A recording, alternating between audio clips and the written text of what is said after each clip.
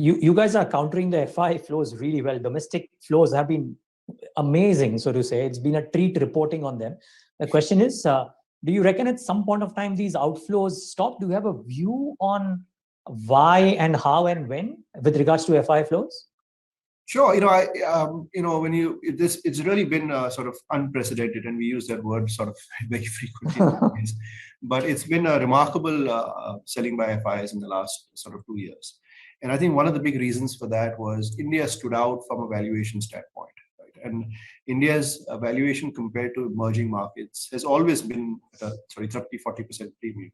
And that expanded to sort of 60-70% premium. So India stood out. And in an environment where foreigners were looking to book profits, India was the obvious place. Here there was profit to be taken, and at the same time valuations were expensive. And there was reasonable liquidity. And therefore, FIs have sold to a considerable extent. I think that valuation excess has corrected materially. We've gone from being sort of 30-40% more than average to probably about 10% more than average now. So I think that excess has corrected, and hence, India doesn't stand out as an obvious market now to sell as much as it did sort of in the last 1 year. I think Indian growth will also will hopefully stand out going forward in an environment where growth elsewhere is slowing down faster. So I think in that sense, I think the pressure from FIs could possibly slow down. Now, the caveat in this, of course, is we are entering a QT kind of environment. And in a quantitatively tightening environment, it's not that FIs are going to rush to push money into emerging markets. So that's the global context. But I think relative to that, I think the pace of FIs selling will come down. But I think what may also happen is the pace of domestic investing may also slow down commensurately. So you may see selling coming down, but you may see sort of domestic buying coming down as well. Because domestic investors will now look at historical returns.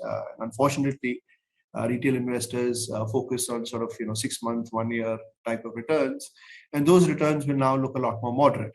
So on one hand, you could possibly, and this is of course, this is fraught with risk to try and forecast what investors are going to do. But I think domestic buying may slow down, but foreign selling may also slow down. But at the end of the day, we have to, I think, move away from this, right? And whether domestics are buying or foreigners are selling, the tail doesn't wag the dog. And at the end of the day, we'll do well as long as the economy does well. And we'll do well as long as corporate performance is strong. If corporate performance is strong, India cannot be ignored. And it doesn't matter what the global environment is, we will do well. And vice versa. It doesn't matter how much people buy. If we don't perform fundamentally, we're not going to go anywhere.